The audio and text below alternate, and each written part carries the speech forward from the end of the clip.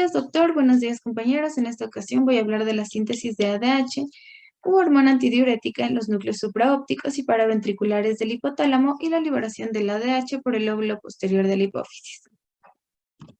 Liberación y síntesis de ADH. En esta figura podemos observar la neuroanatomía del hipotálamo e hipófisis, donde se sintetiza y libera ADH. Como mencionamos anteriormente, a través del hipotálamo la hipófisis se sintetiza y libera ADH. A continuación vamos a ver cómo funciona cada uno de ellos. El hipotálamo contiene dos tipos de neuronas magnocelulares, es decir, grandes, que sintetizan ADH. Estos son los núcleos, los cuales son los núcleos supraópticos y los núcleos paraventriculares. Los núcleos supraópticos secretan las 5/6 partes de ADH y los paraventriculares 1/6 de la hormona antidiurética. Ambos tienen extensiones axonómicas que van hacia el lóbulo posterior de la hipófisis.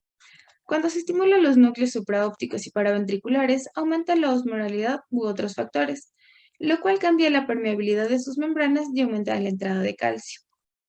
La hipófisis. La ADH almacenada en los gránulos secretores, o también conocidos como vesículas, de las terminaciones nerviosas se libera en respuesta a la mayor entrada de calcio. La ADH liberada es transportada a los capilares sanguíneos del lóbulo posterior de la hipófisis y a la circulación sistémica. Finalmente debemos tener en cuenta que la secreción de ADH en respuesta al estímulo osmótico es rápida, por lo que las concentraciones plasmáticas de ADH pueden aumentar varias veces en los siguientes minutos, proporcionando un medio rápido de alterar la secreción renal de agua. La región anteroventral del tercer ventrículo o AB3B. Esta es una zona neural secundaria importante para controlar la osmolaridad y la secreción de ADH. En la parte más alta de esta región existe una estructura llamada órgano subfornical. Por otro lado, en la parte inferior de esta región existe una estructura llamada órgano vasculoso de la lámina terminal. Estos órganos tienen un riego vascular que carece de barrera hematoencefálica, lo cual impide la difusión de la mayoría de los iones desde la sangre hacia el tejido linfático. Esto hace posible que los iones y otros solutos pasen entre la sangre y el líquido intersticial local de esta región, dando como resultado la respuesta rápida de los osmorreceptores a cambios en la osmolaridad del líquido extracelular, lo cual ejerce un control poderoso sobre la secreción de ADH y la sed. Además, cabe mencionar que entre estos dos órganos está el núcleo preóptico mediano, el cual tiene conexiones nerviosas tanto con los dos órganos como con los núcleos supraópticos y los centros de control de la presión arterial que hay en el bulbo raquídeo del encéfalo. El estímulo eléctrico de esta región o su estimulación por medio de la angiotensina 2 puede aumentar la secreción de ADH, la sed o el apetito por el sodio. Es por ello que decimos que una lesión en la región AB3B puede producir múltiples deficiencias en el control de la secreción de ADH, la sed, el apetito por sodio y la presión arterial. Finalmente, en la vecindad de la región AB3B y en los núcleos supraópticos se encuentran células neuronales a las que excitan pequeños incrementos de la osmolaridad en el líquido extracelular. De ahí el término osmorreceptores que se ha usado para describirlos. Estas células envían señales nerviosas a los núcleos supraópticos para controlar su activación y la secreción de ADH. Además, es probable que induzca la sed en respuesta a un aumento de la osmolaridad del líquido extracelular. Estímulo de liberación de ADH por una reducción de la presión arterial, una reducción del volumen sanguíneo o ambas. La liberación de ADH está controlada por reflejos cardiovasculares que responden a reducciones de la presión arterial, el volumen sanguíneo o ambos. Estos reflejos son reflejos receptores arteriales y reflejos cardiopulmonares. Estas vías reflejas se originan en regiones de presión alta de la circulación, como el callado aórtico y el seno carotidio, y en zonas de presión bajas, especialmente en las aurículas del corazón. El vago y los nervios glosofaringeos con sinapsis en el núcleo del tracto solitario transportan los estímulos aferentes. Las proyecciones de estos estímulos transmiten señales a los núcleos hipotalámicos que controlan la síntesis y secreción de ADH. De este modo, además del aumento de la osmolaridad, otros estímulos que incrementan la secreción de ADH son reducción de la presión arterial y reducción del volumen sanguíneo. Entonces, cuando la presión arterial y el volumen sanguíneo se reducen, como ocurre durante una hemorragia, el aumento de la secreción de ADH aumenta la reabsorción de líquido en los riñones, lo que ayuda a normalizar la presión arterial y el volumen sanguíneo.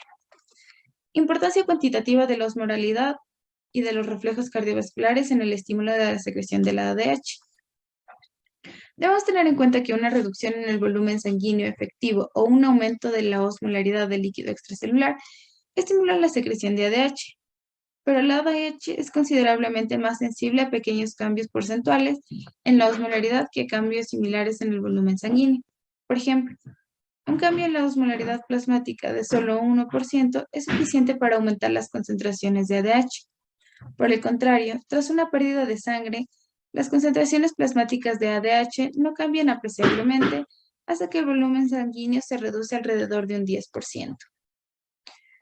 Con reducciones adicionales del volumen sanguíneo, las concentraciones de ADH aumentan rápidamente para que posteriormente, ante una reducción intensa del volumen sanguíneo, los reflejos cardiovasculares desempeñen una función importante en el estímulo de la secreción de ADH. La regulación habitual día a día de la secreción de ADH durante la deshidratación simple se efectúa sobre todo a través de cambios en la osmolaridad plasmática. Sin embargo, la reducción del volumen sanguíneo aumenta mucho la respuesta de la ADH al aumento de la osmolaridad plasmática. Otros estímulos para la secreción de ADH. La secreción de ADH también aumenta o se reduce con otros estímulos del sistema nervioso central, así como diversos fármacos y hormonas. En este cuadro podemos ver algunos ejemplos de los factores que aumentan o reducen la ADH. Entre los que aumentan tenemos el alza de la osmolaridad plasmática, la baja del volumen de sangre, la presión arterial, las náuseas, una hipoxia y fármacos como la morfina, la nicotina y la ciclofosfamida. En cambio, los que reducen el ADH son la baja de la osmolaridad plasmática, el alza del volumen de sangre y el alza de la presión arterial y fármacos como el alcohol, la clonidina y el haloperidol. Por ejemplo, las náuseas son un estímulo potente para la liberación de ADH que puede aumentar hasta 100 veces más de lo normal tras el vómito. Y además, la diuresis acentuada que tiene lugar tras la ingestión de alcohol se debe en parte a la inhibición de la liberación de ADH. Importancia de la sed en el control de la osmolaridad y la concentración de sodio en el líquido extracelular. Debemos tener en cuenta que los riñones minimizan la pérdida de líquido durante las deficiencias de agua mediante el sistema de retroalimentación osmorreceptor ADH. Sin embargo, es necesaria una ingestión adecuada de líquidos para equilibrar cualquier pérdida de líquido que tenga lugar mediante la sudoración y la respiración y a través del aparato digestivo. La ingestión de líquidos está regulada por el mecanismo de la sed, que junto al mecanismo osmorreceptor ADH mantiene el control preciso de la osmolaridad y de la concentración de sodio en el líquido extracelular. Muchos de los factores que estimulan la secreción de ADH también aumentan la sed, que se define como un deseo consciente de agua. Centros de la sed en el sistema nervioso central. A nivel anterolateral en el núcleo preóptico hay otras pequeñas zonas que cuando se estimula con una corriente eléctrica incita a beber de inmediato. La misma zona a lo largo de la pared anteroventral del tercer ventrículo que favorece la liberación de ADH también estimula la sed. Todas estas zonas se denominan en conjunto centro de sed. Las neuronas del centro de la sed responden a las inyecciones de soluciones hipertónicas de sal, estimulando la búsqueda de agua.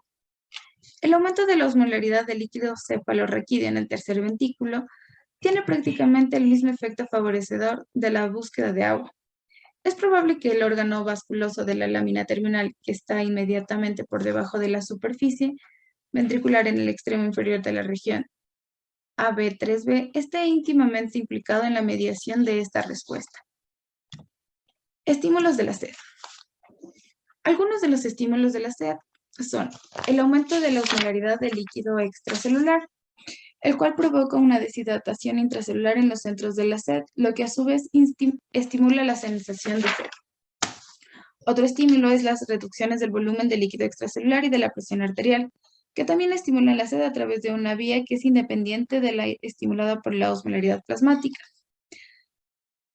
Otro estímulo de la sed es la angiotensina 2, que actúa sobre el órgano subfornical y sobre el órgano vasculoso de la lámina terminal.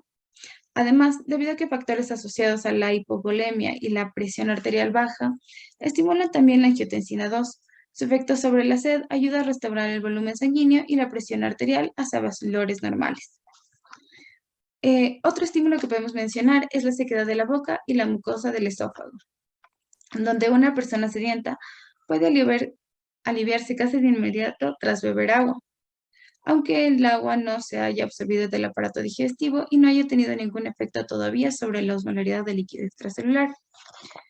Finalmente, otro estímulo de la sed son los estímulos digestivos y faringios, los cuales en los animales que tienen una abertura esofágica al exterior de forma que el agua nunca se absorbe hacia la sangre. La sed se alivia parcialmente tras beber, aunque el alivio es solo temporal. En el cuadro de a continuación podemos observar algunos de los estímulos que aumentan o reducen la sed.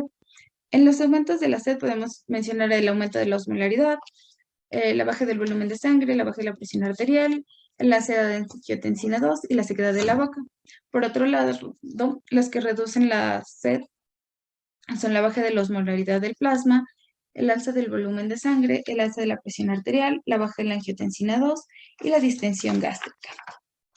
Finalmente, debemos hablar del umbral de estímulo osmolar para beber, que es cuando la concentración de sodio aumenta solo alrededor de 2 miliequivalentes por litro por encima de lo normal. En este momento se activa el mecanismo de la sed que provoca el deseo de beber agua. Luego, incluso los pequeños incrementos de la osmolaridad plasmática se siguen normalmente de la ingestión de agua, que normaliza la osmolaridad y el volumen de líquido extracelular. De esta forma, la osmolaridad y la concentración de sodio de líquido extracelular se controla de forma precisa. Muchas gracias.